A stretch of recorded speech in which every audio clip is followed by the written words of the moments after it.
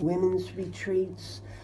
Heart to Heart Ministry also helps women in domestic violence.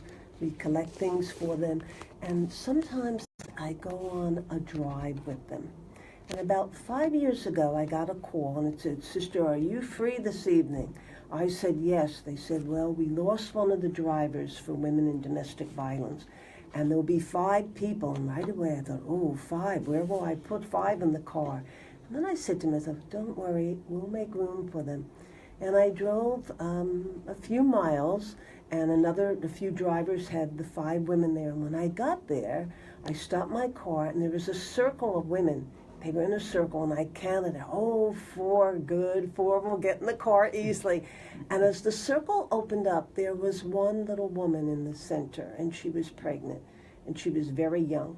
And when I got to the car, the ladies were laughing, and they all lined up, and they all told me their name was Mary. But I figured it wasn't. They were, "I'm Mary, I'm Mary." And the last lady said, "I am Elizabeth." And they all laughed. They get in the car, and they said, "Don't worry about the last lady. She's going to lay on our lap in the back seat," which she did. When I drove them into the Bronx and it was time that they would leave, I felt I had known them for more than the 2 hours I was with them. They were singing and praying and laughing. And when they got out of the car, they told me, "We're not Mary, we're not Elizabeth." But they said the First Lady had told them the story of Mary and Elizabeth.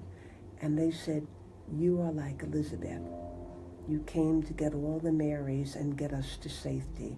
And we left you a gift in the car." And I smiled, and I learned to say thank you. I didn't say, "Well, you shouldn't have done it." So when the cars with the ladies were going to take them to another place, and they all went away, I went back to the car, but I had a tear in my eye, not of sadness, of joy, that I had known these courageous women that were taking a journey to safety.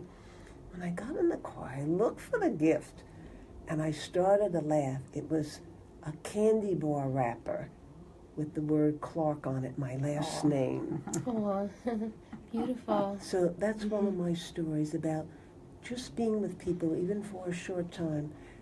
We preach with compassion, and sometimes the compassion will be a quiet hand that says, "I care, I'll help you." Mm-hmm. It's those everyday encounters that we have with people, right? And I know you brought this beautiful book that you wrote this summer, which is incredible. And it's called Arthur. Thank You for Being Jesus' Love. Can you mention a little bit about that and your inspiration for writing this book? I'd like to tell you about Arthur because he changed my life. I met Arthur about 14 years ago. I met him one evening at an evening of prayer, and I was giving out my card with my information on it, and he saw my phone number. He said, "Oh, could I call you?" I said, "Yes." He said, "What time will you get home?" Oh, I said, "I think about 9:45. And he said, "I'll call you at 10, which he did. And that would be the beginning of over 12 to 13 years of his calls, sometimes 2, 3, 7, or 8 times a day. And some people would say to me, "Oh, why did he call you so much?" Arthur had schizophrenia. It's a disease of the mind. He did not ask for that. And to me, he lived courageously with it. He never complained, but he would tell me that it would make him feel weary. And I felt that my heart would be a listening heart for Arthur. So when I wrote this book, I thought a lot about Arthur and what he had taught me. He taught me about being God's love, respecting others, accepting other people, being in the gentleness of Christ. Never a harsh word was back. So I wrote a poem myself about Arthur called "A Beautiful Soul." A stained, wrinkled plaid shirt, shoelaces untied, buttons buttoned wrong, no socks on in the winter. You are a beautiful soul. You give away a new shirt to someone in need. You give thanks for your new shoes, which you said felt heavenly to walk in. You smile that your buttons button wrong. You accept your limitations with such grace. You were in a hurry to get to the retreat and forgot to put your socks on. You are a beautiful soul. The pastor made the coffee for the retreat. Someone said it was way too strong. Arthur smiled and said, "I'll put more milk in the pastor's good coffee." Like Jesus, Arthur, you lived and shared the way of goodness. You are a beautiful soul. You see, what made Arthur a beautiful soul was his goodness. And that's really what the book is about. That every time we say thank you, we could say thank you for being Jesus' love. Thank you for being Jesus' forgiveness and joy and understanding and respect. And Arthur respected all people, even those who made fun of him.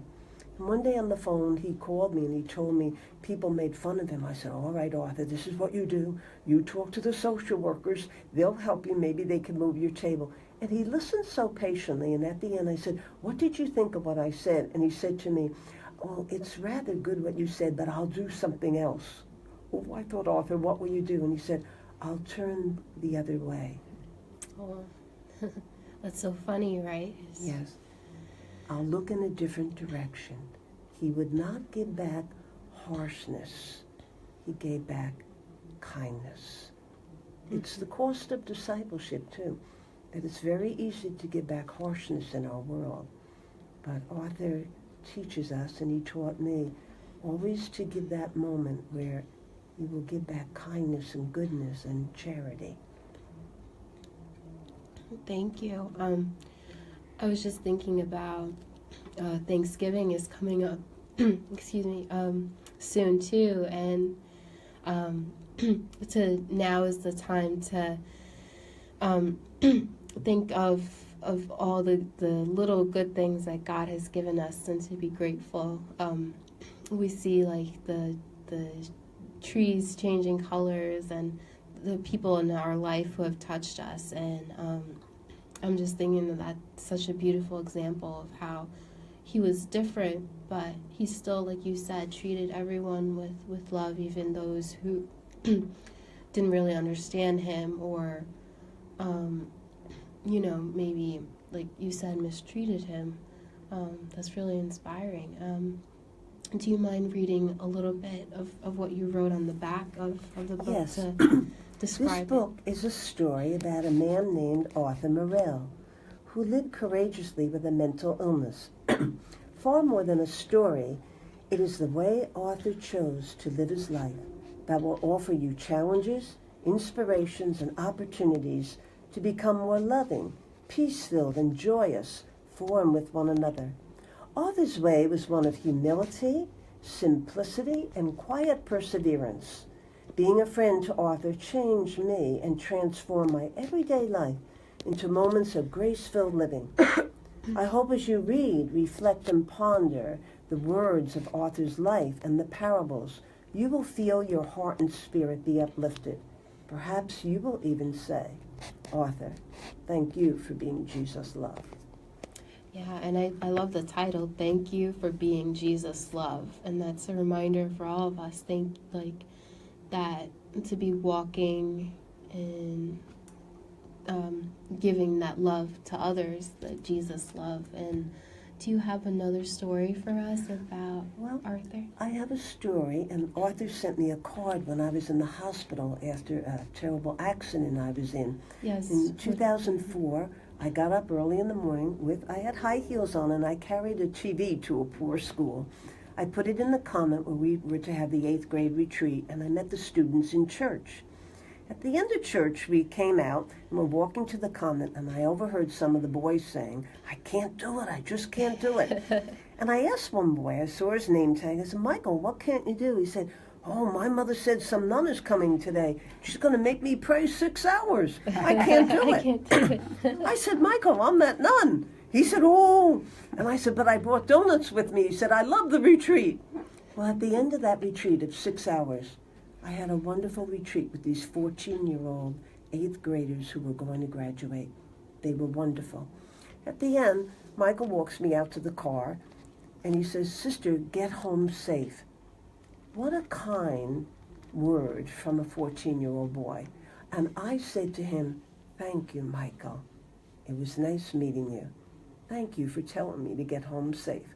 Little did I know that 12 minutes down the road, I would be hit by a 120-ton locomotive. that nobody was on that rolled down a hill, and the only way it would stop, it would hit cars along the way, and mine would be one of them. So that afternoon, I arrived in Elmhurst Hospital in the emergency room, and I would be in and out of hospitals and rehab for a year, learning to walk again, learning to get up with bolts and plates in my feet that would hurt forever, bolts and plates in my wrists. I had to learn to write again. And one of the cards that I would get, of the many cards, Arthur would send me a card. He said, "Sister, don't worry, you'll walk again. Just lean on the heart of Jesus, and you will walk again." And that's what I did. I leaned on the heart of Jesus that I found in all the people that would help me get up again, because we don't live life alone. We'll get up again and again, we'll forgive again and again, and we'll celebrate again and again, but we'll always do it with the assistance of others. So I kept Arthur's card when he said, "Don't worry, you'll get up again. Lean on the heart of Jesus' love." Mm-hmm. And was that part of your inspiration for titling the ministry Heart to Heart Ministries? Jesus Love and Jesus, the Sacred Heart of Jesus? Was that influential in that? Yes, because people come to me, I'm a counselor, with different things that have happened in their life. And they share the things in confidence with me. Sometimes they lost a loved one. Like early this morning, now I was up early, 4 o'clock, I'm looking at my iPad, and I see somebody has emailed me at 4 o'clock in the morning. It's a woman that I know that I met at some of the retreats. As I look at her email, she's telling me that her dear husband is being buried today at 10 o'clock, right now while I'm on this program. She emailed me at 4 o'clock. She was probably up because she couldn't sleep because of this sorrow, and just asking, "Sister, pray for me today." And I feel that I am praying for that beautiful woman. So Heart to Heart gets phone calls, emails, visits, and that's what I feel that I do. I just listen with my humble heart, with my gentle compassion, and I walk with people along the journey in life that we all have to take, through the ups and downs. And I remember many, many years ago when I was 6 years old, my father took me for a walk, and we went up a mountain range, and he said, "Oh, yell hello." I said, "Yell hello?" So I said, "Hello." And I heard a voice come back. I said, "Dad, that girl's voice sounds like me. How could she sound like me?" He said, "Yell again. Ask her how she is." I went, "How are you?" And the girl yells back at me, "How are you?" Then he told me and explained what an echo is, that I was hearing my words back. As the years would go on, my father would change the story, and he'd always remind me about the echo. He said, "You know, Ave, the echo is in your words and deeds. That's the echo of God's love. You echo God's love on earth through the words you say, the deeds you perform, and how you will treat people." And I always remember that echo is what we hear back is what we have given out. That's a beautiful analogy. We always think of like a mirror, or I think of a mirror, like with a reflection, like what somebody sees in you, like on the outside, is also supposed to like reflect the inside of God's beauty and goodness and your good deeds and stuff. So thank you so much for sharing about the echo. At one of my retreats, I met a man, and Arthur had only passed away about 2 months before. And I'm talking, and I could see that the man was blind. He had an aide with him. At the end, he comes up to me and said, "Oh, I had such a good time at the retreat, and my aide brought me." I said, "Oh, sir, it's so nice to meet you." He said, "I love the story about Arthur." He said, "You know, I'm a poet." I say to him, "Would you write a poem about Arthur?" And he did. This is the poem. He called it Another King Arthur. I never met Arthur, but that is not to say I do not know him. I have never met Jesus, yet I believe I know him. I was in the chapel of a convent in the Church of Queens, where we gathered to pray and sing and listen. It was there and then where I learned of the life of Arthur. Like Jesus, Arthur carried a cross. We all do. Arthur's was in his mind. At times it betrayed, denied, and abandoned him, but it did not defeat him. Arthur's kind and humble spirit was just too strong. He faced his suffering with quiet faith and noble dignity. Arthur's loving, giving nature touched those around him. So also like Jesus, Arthur was a kind of king, lord of the realm of simple humility.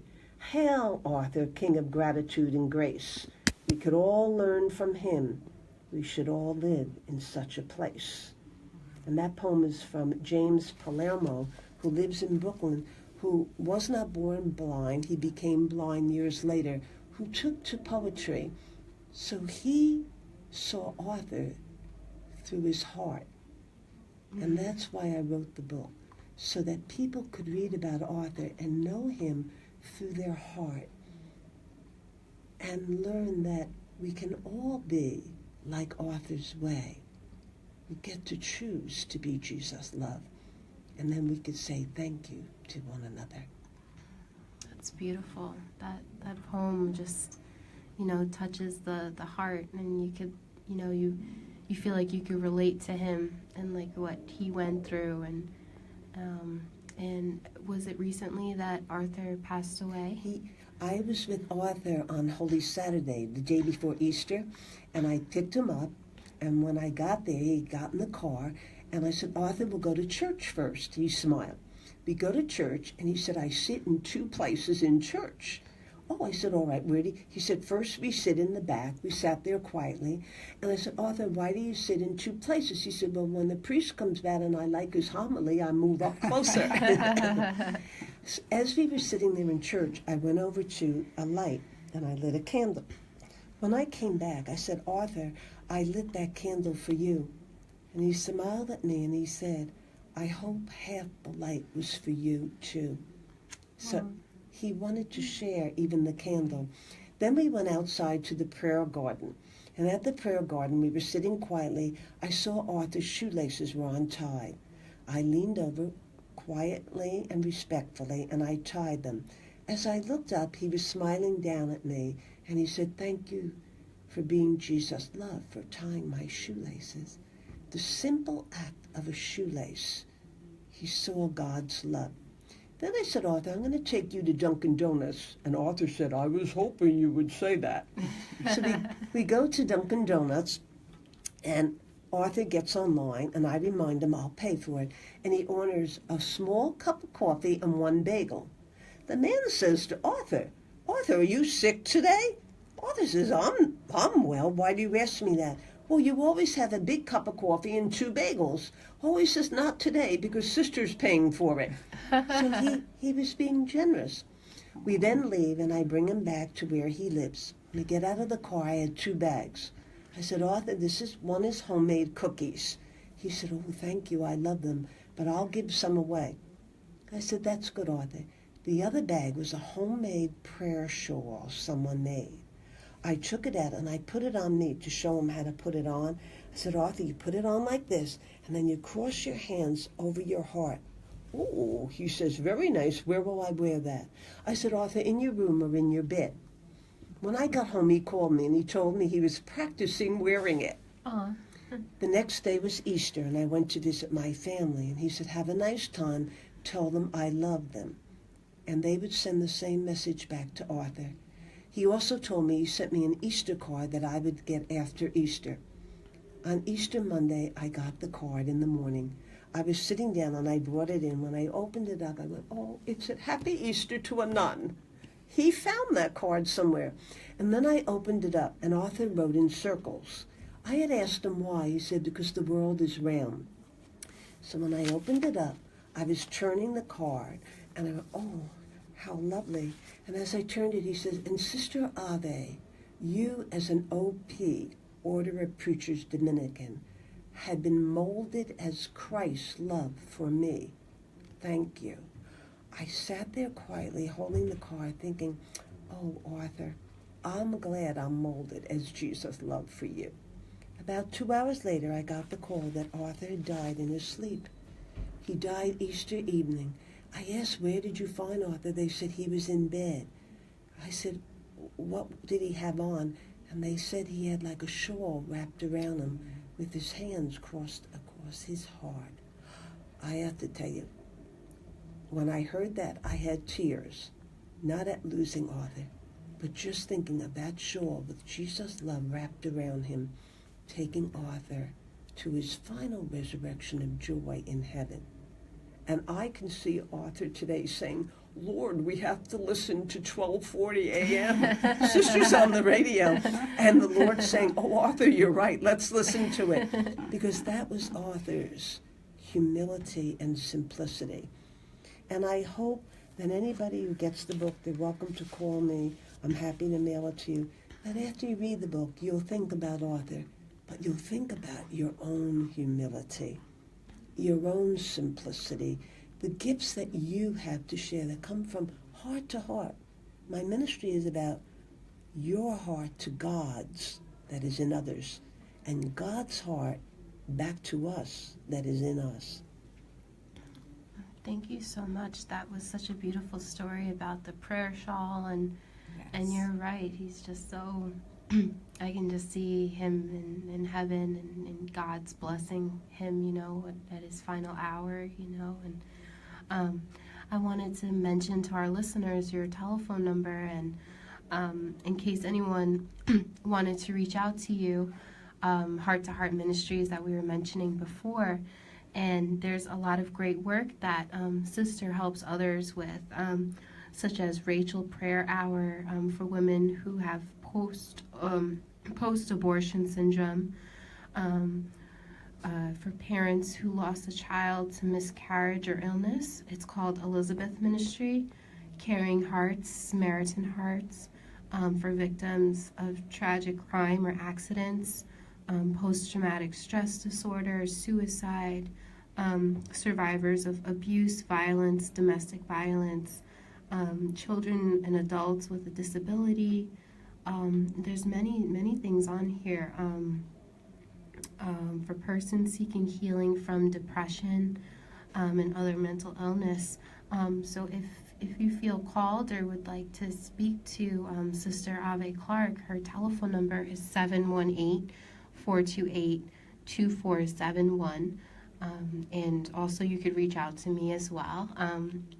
My text number or call number is 516-784-6081, or you could visit our website to listen-up.net, and there's our email there that you could send me an email, and we could, like Sister mentioned, if you would like a copy of the book, we could certainly get that to you. And if you have any questions, again, you could call in or text in today. Our call-in number is 631-888-8811. So yeah, thank you so much, Sister. Thank you. I wanted to actually ask Pat, who's also here today. I know that you invited Sister many times to come and speak at the Light of Christ prayer group, and that you're the leader of the Light of Christ prayer group. And we were mentioning in the car as we were driving here that you've been a leader for many years, and that God has blessed you with that ministry. And can you just tell us a little bit about the ministry again, what the Light of Christ prayer group is, what you do, and maybe if you can mention a story about one of Sister's talks that really touched you. Okay, well, we have Sister Ave Clark twice a year. We're blessed to have her. We usually have her in the fall and in the spring.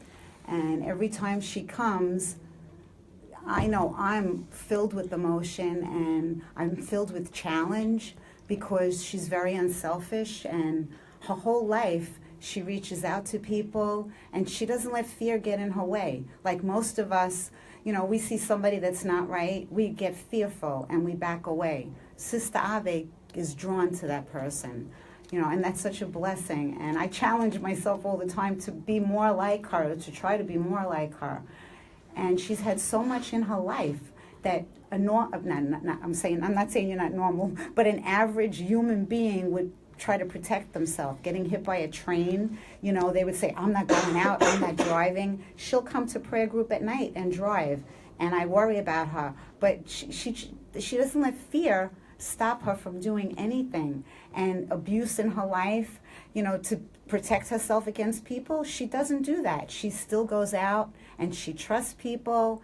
And that blows me away. I mean, every time she comes to our prayer group, I have like a lump in my throat. I'm so filled with the love that she has, and I want to be filled with that love. But part of my life, I'm afraid. I'm fearful, and I draw the line with people sometimes. But she doesn't do that. So I want to be more like her. I'm honored. I'm blessed to know her. And she is coming November 20th to the Light of Christ prayer group. And I forgot your topic. What is your topic? It's about love. Gratitude is love. Gratitude is love. So she is coming November 20th, 7:30 in the chapel of the Sienna Center. So you're all welcome to come and listen to her. I could sit and listen to her for hours and hours and hours and not get bored. She just fills my heart with love. It's like God's love just flows through her. Sitting next to her, I feel God's love. Even a prayer group here, I always do.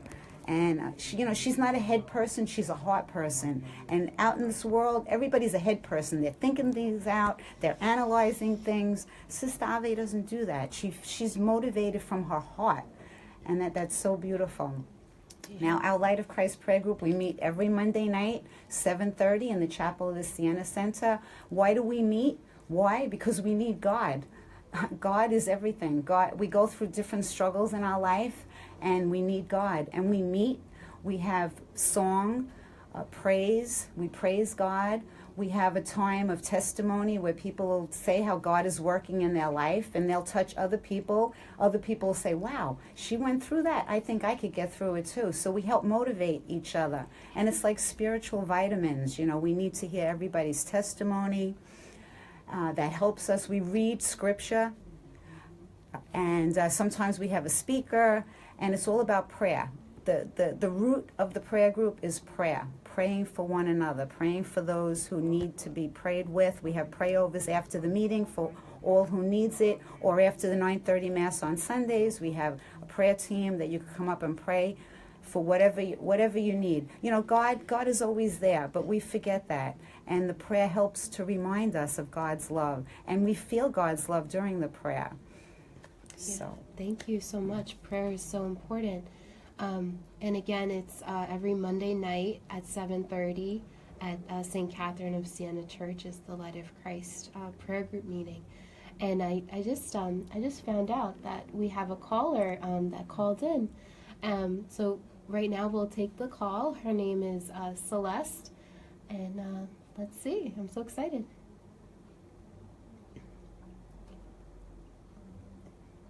Hi. Good morning.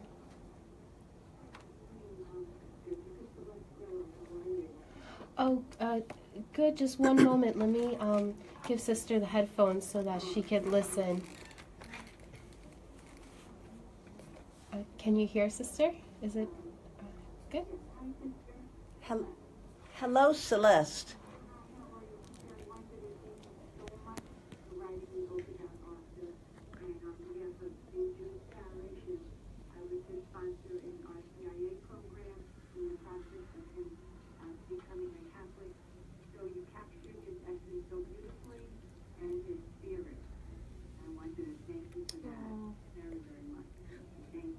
Oh, Celeste, thank you so much for calling in. And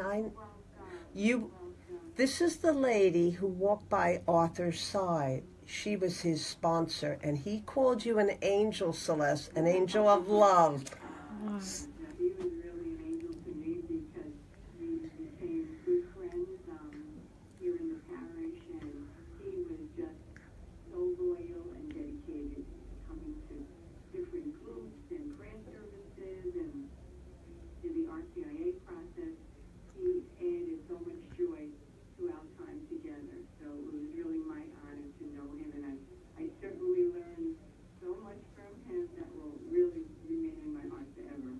Oh, thank you, Celeste. God bless you. You're welcome. We're enjoying your program, and we hope we'll see you soon again at St. Jude's and the other parishes. Thank you so much, Sister, to everyone at the radio station for having this opportunity for everyone to hear this beautiful message. Oh, thank you. Have a blessed day now. Thank you so much. You too. Bye-bye. Bye-bye.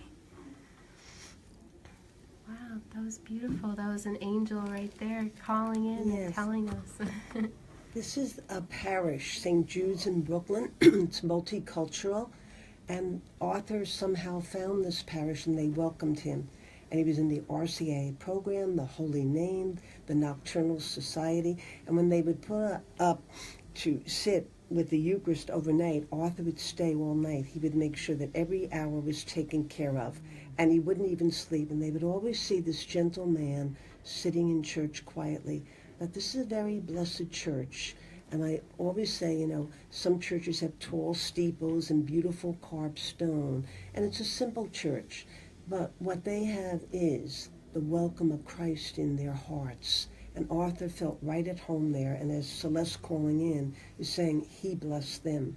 Mm-hmm. Oh, beautiful. I feel that, you know, he's still here with us. And I didn't meet him in person, but just this beautiful conversation, I feel that, you know, he's right here with us. I feel like I know him also. Yeah. Many years ago, I taught special ed, my special class. They were students with special needs.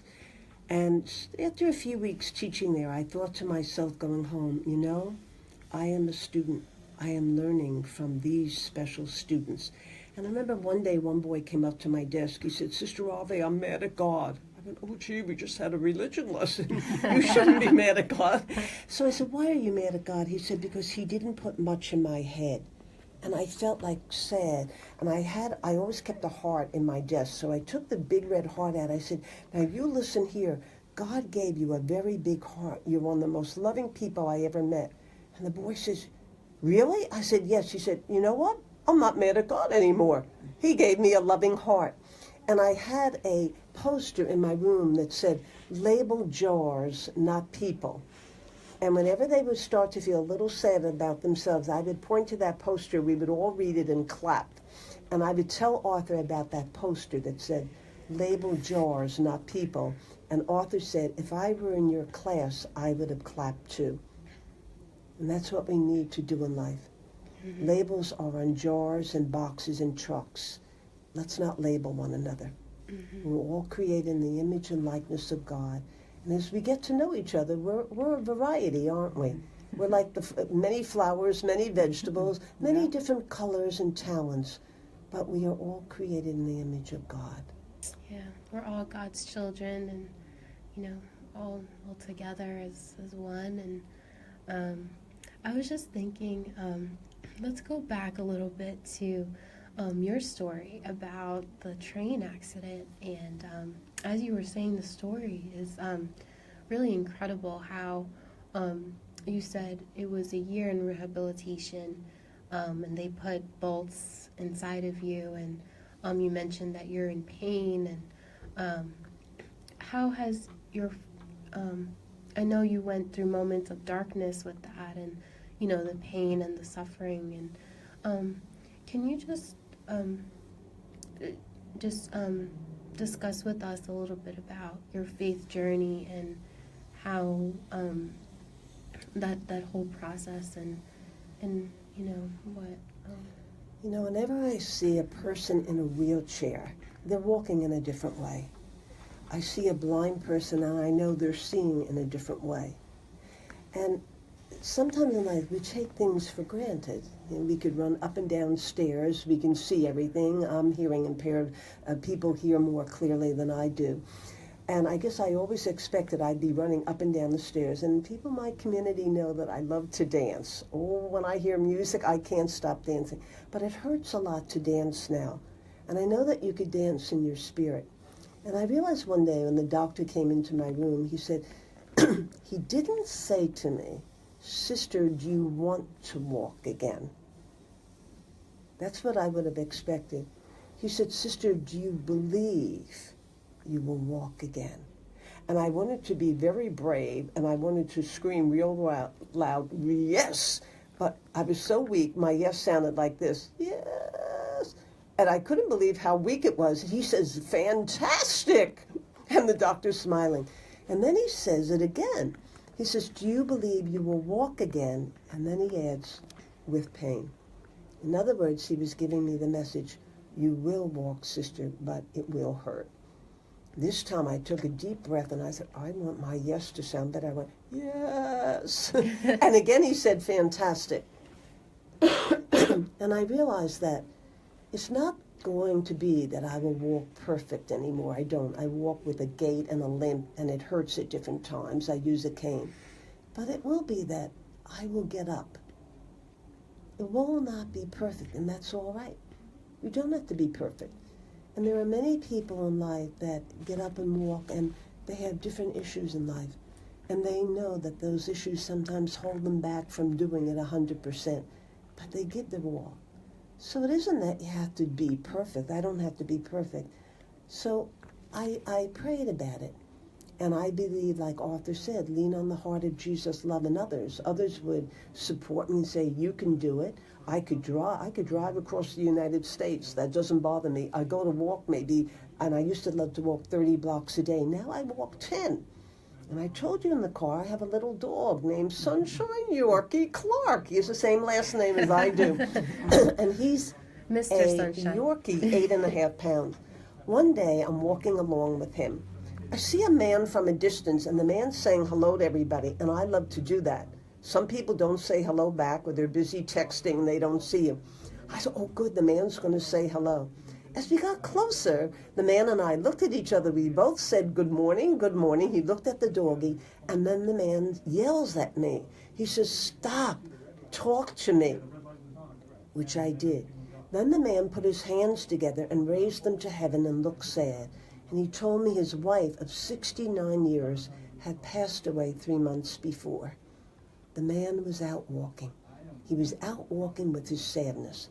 I stopped. Then he told me, pick up your doggie and let's pray 3 Hail Marys together. Now, thank God the doggie only weighed 8 pounds. I pick up the doggie, we say 3 Hail Marys, I put the doggie down, and we smile like we're going to say goodbye. And the man says to me, thank you, Sister Ave. Thank you, Sunshine. I look at the man and I say, how did you know my name and my doggie's name? He said, well, I go to a delicatessen. And the man said, Jimmy, you're getting very depressed. You need help. I said, what kind of help do I need? He said, go on out and take a walk and you'll meet Sister Ave. She'll help you. He said, well, how will I know who Sister Ave is? He said, well, she walks crooked and so does her dog. And the dog was in a puppy mill and he's also lame. When he goes to the left, I go to the right. So the man saw me walking crooked and limping, and the man stopped. So it doesn't matter if I walk crooked or I limp. You can still help people. It doesn't matter if you suffer from depression, PTSD, or you have some loss in life. We all can be for one another. We're not going to be perfect, are we? But we can have a beautiful heart. And that's all people really want, is a beautiful heart to be shared. Mm-hmm. That's beautiful. I'm just thinking, my co-host Barbara Campbell, she tells me, and she reminds me that sometimes we have to sacrifice the perfect for the good, and we always want to be perfect, or we try to be perfect with everything, but we have to sacrifice that and just know that we can just be good, or just that and just be what in that direction, and try our best with God's grace. But Could I read that poem to you about Arthur? Sure. Because I think it says a lot about what you just spoke about you don't have to be perfect, just good. It's called A Beautiful Soul. A stained, wrinkled plaid shirt, shoelaces untied, buttons button wrong, no socks on in the winter. You are a beautiful soul. You give away a new shirt to someone in need. You give thanks for your new shoes, which you said felt heavenly to walk in. You smile that your buttons button wrong. You accept your limitations with such grace. You were in a hurry to get to the retreat and forgot to put your socks on. You are a beautiful soul. The pastor made the coffee for the retreat. Someone said it was way too strong.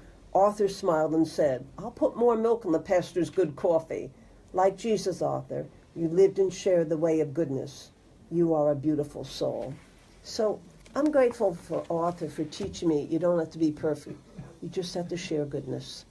That's the best gift we could give one another here on this earth, to be goodness and share it. Yes, amen. And did you write that poem, sister? Yes. You did? Mhm. That's beautiful. I wanted to ask Pat, I know she has a little doggy too.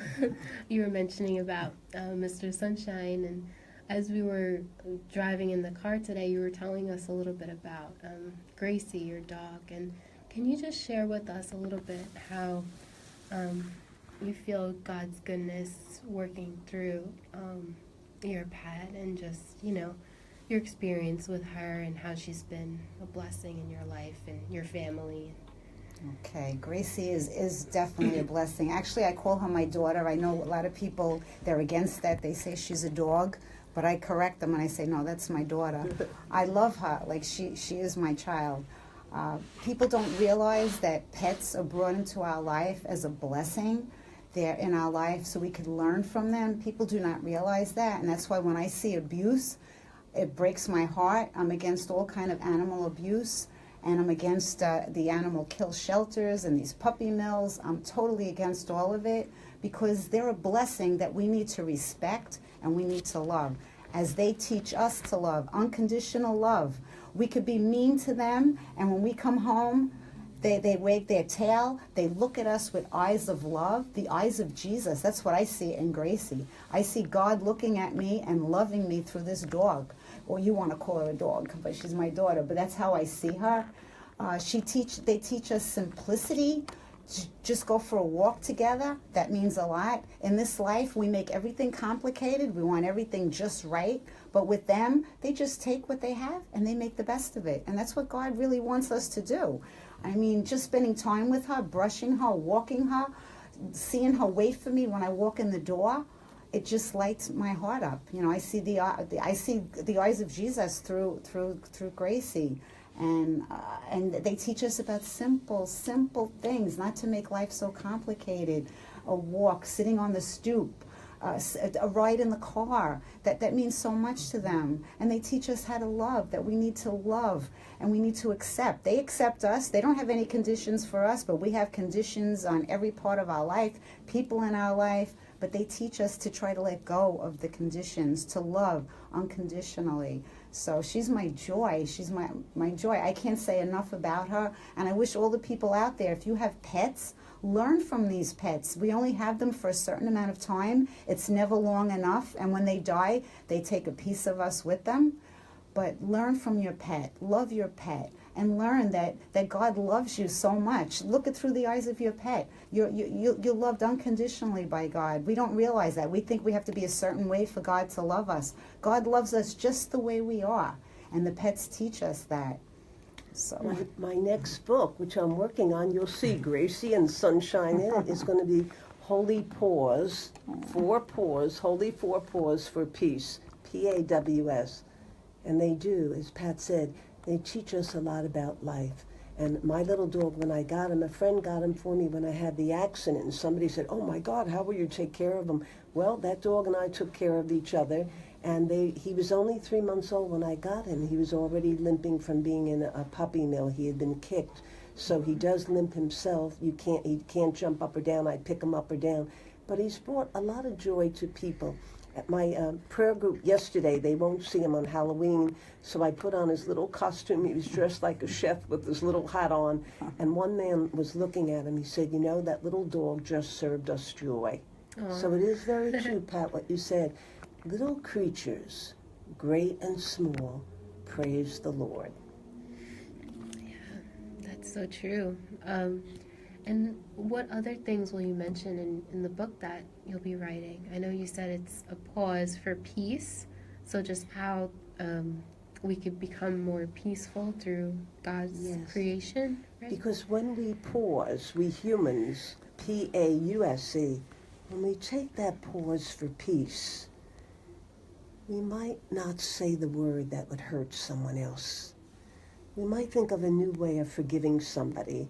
We might see joy where maybe there's something negative.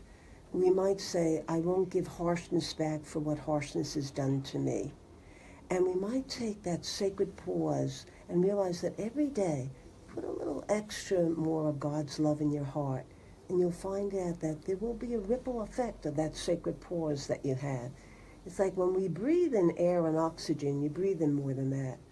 You breathe in God's love, and then when we breathe out, you get a chance to breathe out God's love with a good deed, a kind word, or maybe to somebody who's lost, like my friend this morning, lost a loved one, and she emailed me so early in the morning. I guess she was saying, I just want you to know, please care about me.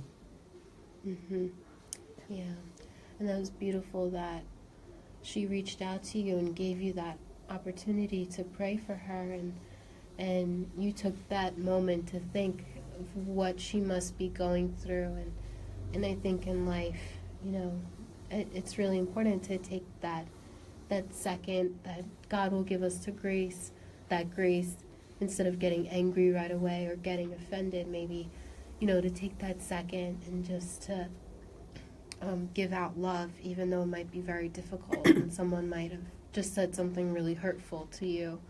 But like you said, to forgive and take that second is really important. And sometimes I'll be at Douglaston, that's in Queens, at the Immaculate Conception Center, giving a bereavement morning from 10 o'clock to 1 on November the 11th, and people are most welcome to come to it. And it's for people who have lost someone.